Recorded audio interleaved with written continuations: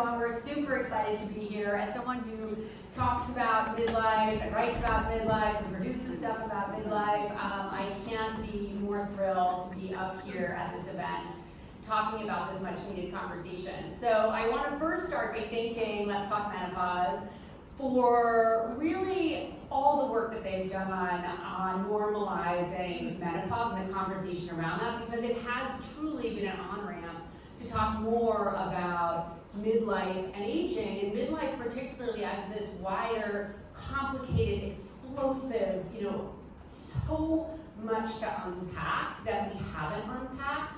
And so I want to thank you to them. I'm incredibly thrilled to be in conversation with this dynamic trio of women who, truth statement number one, nobody sits up here on stages and are pro-aging advocates unless this is deeply personal for them and they are committed. And I will say that for all three of these women, they are deeply committed to reframing the narrative around aging. So I'm going to start by introducing them.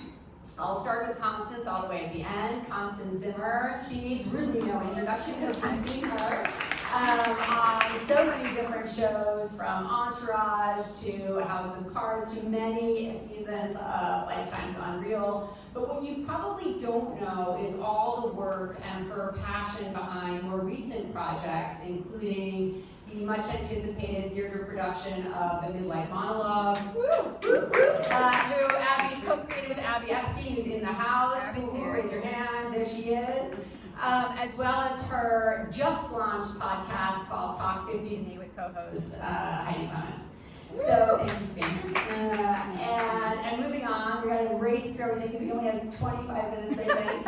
I'm going to start on the other end, which is Dina Aronson. Dina has been a friend of mine for years. She is the co-editor of an amazing anthology that I highly recommend that you purchase and buy, small plug, called Midlife Private Parts, revealing essays that will change the way you think about aging. I'm on page 9, just saying. And so she's also on Substack and is also a real pro-age advocate. And then in the middle, last but certainly not least, the very multi-talented Caire Walrond. She is a celebrated writer, many books. She is a speaker and a leadership coach. And I want to start tonight's conversation with her, and I want to just go in and just go deep right away. We have a problem, Karen. Do we? Yeah, we do. Do we though? The problem, Yeah, later. If not beyond, I don't think so. I'll set up the problem. Like any problem, we really need to better understand it in order to solve it. And the problem is that women, all of us, have been taught to fear aging. We have been taught that midlife is more about decline and demise than it is about growth and inspiration. And we need to, in order to solve that, we need to understand where it comes from. So I'm going to tee that up to you. The mic is dead that Karen is holding. Oh, so she We can just swap. swapped. Can you hear me now? Yeah. I just swapped. Yeah, we've swapped. Thank you. So Thank that's you. the problem. Yeah, so that is the problem. And I wrote a book called Radiant Rebellion, Reclaim Aging, Practice Joy, and Raise a Little Hell. Yeah. And the book, I will tell you, I started writing this book thinking, I am so okay with aging that I want to educate the masses on how great it was. Not realizing actually how steeped in ageism we all are, right? And the book actually starts with why do we hate aging? Like, how did that happen? And it turns out that somebody else studied it. Her name is Dr. Laura Hirschbein, and she's a medical historian and psychiatrist. And she wanted to know the answer to that question too. Did we always hate aging? And the way she figured it out was she went and researched popular magazines in the early 1900s, because she figured early magazines, when they talked about aging, they would give you an idea of the zeitgeist, right? And as it happens, in 1900, 1899, 1900, most popular magazines were written by people who were in advanced age, 70s, 80s, 90s. And generally they said, aging is awesome. I love aging, yes, of course, there's the aches and pains, but they pale in comparison to the way I really feel sure about myself, my confidence, the wisdom I've got, right? So people loved aging back then, right? Fast forward, 2 world wars, a Great Depression, and now the government, in its wisdom, decides, you know what? we have all of these 30-something-year-old, let's say it men, who aren't getting jobs. And especially because we have these 70, 80, 90-year-olds that are still working. So we're gonna have a mandatory retirement age of 65. So if you're over 65, you gotta get out of the workforce, right? So now, aging is becoming a problem. Because if you're 70, 80, 90 and not contributing to the workforce, then you're not contributing to society. And so you're just a burden on society, right? So that's what's happening. At the same time, geriatrics is starting to come into the forefront, right? Because geriatrics wasn't really a thing. And the people who decided, let's see what happens to the body with geriatrics, I'm glad you all are sitting, right? Are child psychologists and pediatricians. And they decided that the standard for normal that they were going to use, ready? 5-year-olds. So if you weren't as nimble as a 5-year-old or as quick-minded as a 5-year-old, you are now impaired. And these doctors are now writing the articles, right, about what happens to the aging body. Because now this 70, 80, and 90-year-olds aren't writing, they're not working anymore. So the doctors are, this is what's happening. Now we're at 1950, enter Clairol. And they're like, you can't let people know you're aging, right? So you better dye your hair. And that launched a trillion with a T, $1 trillion anti-aging industry that persists today, that is largely unregulated. So from 1900 to 1950, we went collectively from loving aging and loving everything you could to literally going, we have got to stop aging. We can't look irrelevant. We can't look unsmart. We can't look unnimble, I guess, as a 5-year-old. I don't know, whatever, right? But those were the things. So I wanted to go really quick because I want to get into this. But just so you know, the reason we hate aging is capitalist patriarchy. That's really what we look for. Yeah. Which is an important part of the story, right? Because we are all up here because we are passionate about reframing what aging and midlife looks like. And so, Constance, I'm curious, especially as an actor in Hollywood, not only about your own experience transitioning into midlife, but also what's the narrative over there? Boy. We don't have enough time, sadly. I don't even know where to start because sadly, this is just the tip of the iceberg. You know, I listen to you so closely, I listen to Stacey so closely, and I realize that I'm in an industry that doesn't want to listen to any of us at all. And it's very clear because the storytelling stops at 50.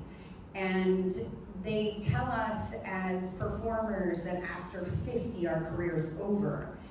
And that's incredibly difficult for me to understand or even comprehend when all of the characters I've been playing on television clearly have been either in perimenopause or menopause because they have zero fucks to give. And they have been the most popular characters I have ever played. Now, they've never been labeled as that, but can you imagine if they were?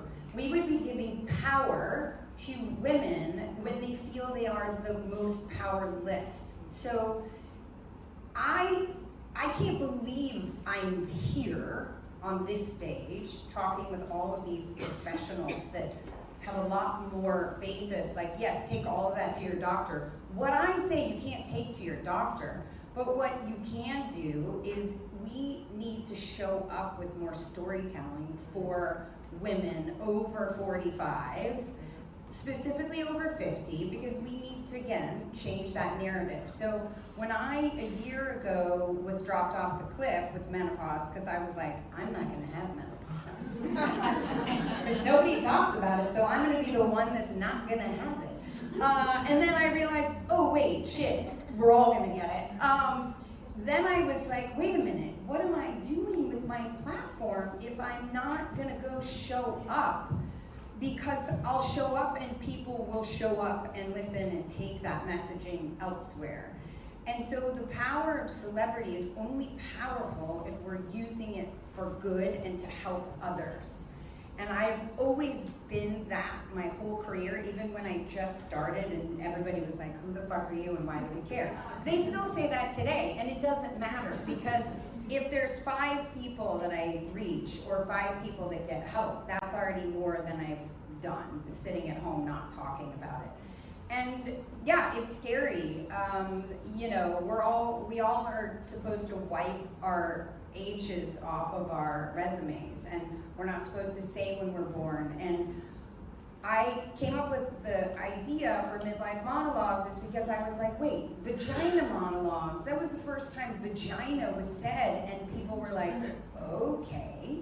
But it was still scary, right? Now menopause is being talked about kind of in the same way. It was a word that was taboo. Well, guess what? Midlife is the next chapter, and it's right there next to menopause. So I would like to try and take us on a journey of where we go after menopause, which is midlife, and it's the rest of your life.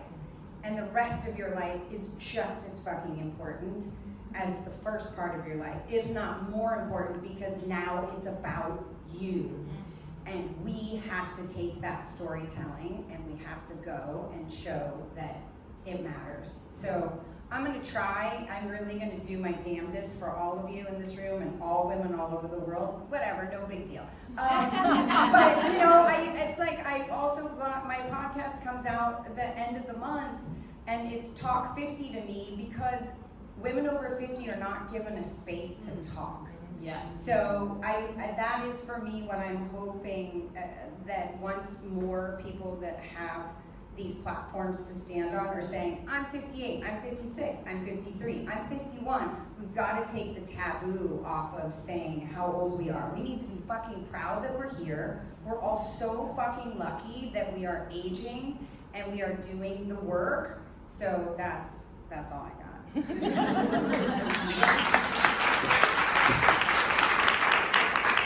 I can't wait for Dina to talk about the anthology and the book. And as a lead up to that, I will say that not only is midlife, you know, it's not really what comes after menopause, right? It's happening simultaneously, you know, but what we forget about midlife, and it is the most explosive time in a woman's life because all of the transitions are seemingly happening all at the same time, right? You know, we have, yes, how we're thinking and feeling, you know, in conjunction with perimenopause and menopause, but it's also about changing family dynamics. So if you're a mom, it's the ache of learning to let your children go. It's navigating the aging parents. It is, you know, it is dealing with evolving relationships, sex and intimacy. It's financial security as you like eke and can see retirement moving ahead.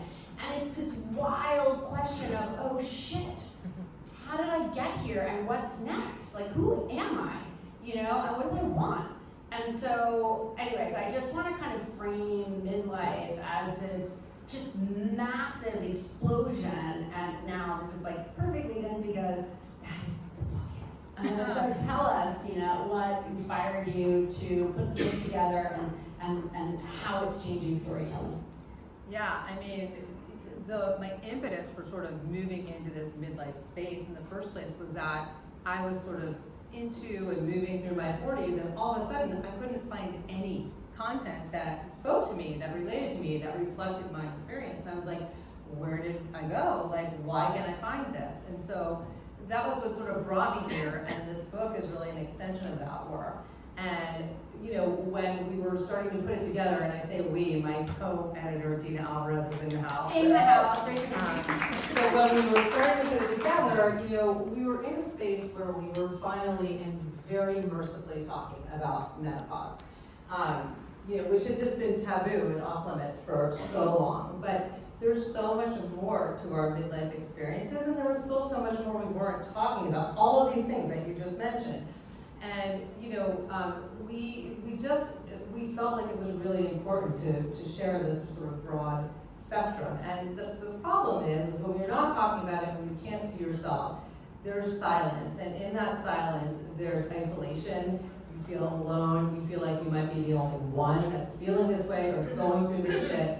And you know, I think too that we tend to internalize that, and that the struggles start to feel like personal failures. And so it was really important to us to put together a book of stories that really spoke to all of it, that spoke to the duality that you Love mentioned. that word. Yeah, I mean, like, it's good, but it's hard. It's grief and loss, but you know what? It's also growth and freedom. And I think it's really important to speak to women about all of it, because midlife is all of those things, right? And it's a way to show women through these stories that they're seen and heard and understood across a broad spectrum of experiences. So that was really important to us. And you know, when they see themselves, we feel that we're not alone, right? And so I think storytelling is just such a powerful medium to convey that message that you're not alone, because in stories, we can see pieces of ourselves, right? In stories, we can see what's possible for ourselves. And we live in this culture, as we've all talked about, that doesn't tell our stories, or tells our stories but fully misrepresents us. And so, you know, it can be hard to see what's possible for yourself when you're just not seeing it out there, you know? And so, you know, I think the other thing about storytelling and the stories in this book is that it really normalizes. Telling stories, telling it like it is, normalizes the conversations. And it encourages other women to speak up and tell their stories too. And when we multiply our voices, we can really start to move culture forward. Policy follows culture. There's no better example than what Let's Talk Menopause has done in that arena. And so that's just a really important piece. And I would say, finally, telling our stories provides a counter narrative, right? We replace this bullshit fiction of we're fading away, we're disappearing, with the reality of our stories. We are not going anywhere. We are badass, we are relevant, we are vital, and you know, we're showing by example that we're moving through, and that life, it gets better. It gets better with age when we let go of all the cumbersome burdens and shit of youth. And you know, we allow ourselves to be who we are, and we can find tremendous growth and joy in this time. And I think it's so important that we share all of it, the three dimensions of it, and that's what we tried to do with this book. 100%. And I would say that Karen, in Radiant Rebellion, I think you do that so well. I mean, this is just, you have to write down Radiant Rebellion. You have to put it on your book list. It is so powerful because it is really a story, you know, a guidebook to how to age with joy, but also with fierceness and strength. And we're I'm gonna ask you to lead a little exercise for us after I ask Constance the second to last question. So Constance, what? Yeah, okay, fine. So Constance, I'm curious if you could just share a little bit more about, you know, this second act, right, for women, and what are kind of the 2 or 3 types of stories that you think are important that are portrayed in Hollywood as the second act in order to change the narrative? I mean, that's a problem. There's not a lot. I mean, Sharon Horgan on Bad Sisters had a menopause coach in 1 episode, and that was enough. That was like enough. You know, Sharon Horgan, again, I'm going to say, like, second acts and storytelling is much better in Europe. The United States has a real problem with women aging and feeling like they want to be the narrators of that story. And so, you know, Sally Wainwright has a show coming out called Riot Women, and it's on the BBC. How do we get to watch it, right? And it's like, she's doing all these interviews, and the interviewers are asking her, who's this story for? Is it really just for menopausal women? And she said, her answer was great. She's like, it's for anyone who likes a good story. So my point being, we have a lot of work to do. You know, we have a lot of work to do. I mean, we can create content that proves that our second acts are just as important as our first, and we can show up to movies, we can show up to watching shows. You know, it's like I mean, I don't know if I can say it, but it's like, you know, Julie and I and Abby are, trying to launch a documentary about women in their second act because it is that important. We just have to keep talking because the moment we stop talking, then they've won. Love it. Yeah. Okay, we're gonna end with one little exercise because I think every talk I give, I try to end with the so what. So what can you all do? I think we all need to model what aging and midlife looks like. And so I've asked Karen to lead us in a little life coaching exercise that I found very powerful. So there's two things, I think, of what we can do. The first thing that we need to do is sort of join the rebellion, right? Join the radiant rebellion and show what really getting older looks like. And there's two things. We have to watch our language, right? A lot of times we say things like, I don't feel old, when what we mean is, I don't feel unsexy or I don't feel invisible. And I don't know about you, but I felt unsexy and invisible at 13. Those are age-related terms. So be very, very careful about how you use the terms old and young. And then the other thing is that we have to lean into a practice of self-compassion, right? And the way that is, and the way that we sort of define our own aging, is if you think about the planet that we're on, everything is in cycles, right? Everything is in cycles. As women, we're in cycles, right? Everything is in cycles. And the way that we optimize the way we move forward for life is that we continue to have a cycle of self-compassion, that we continue to check in with yourselves. And so the quick little exercise, how many people here do to-do lists every single day? Okay, so I'm gonna have you ask yourself these questions as you do your to-do list, okay? Promise you this is not gonna be difficult, all right? It's gonna sound hard, but it's not. You're gonna ask yourself after you've written your to-do list, how can I be healthy today? How can I be connected today? And how can I be purposeful today? And the answers to those questions you add to your to-do list. Now, before you go crazy, like I understand we're all busy, right? Sometimes the answer to how can I be healthy today, for example, is I'm gonna go to the gym for an hour. But sometimes life won't do that for you. So sometimes how I'll be healthy today is I'm gonna go to bed early tonight. Or I'm gonna drink extra water tonight, right? Sometimes how I can be connected means I'm gonna go out with some friends. Sometimes it's I'm just gonna send an email of gratitude to a coworker, right? But whatever it is, you answer those three questions. And the self-compassion practice is not ticking those off every single day, because some days you won't. But it's the practice of checking in with yourself on those three things every day. How am I being healthy to myself? How am I being connected? And how am I being purposeful? And hopefully I've done this within the 5 minutes before the big book comes. But thank you guys. Thank you all.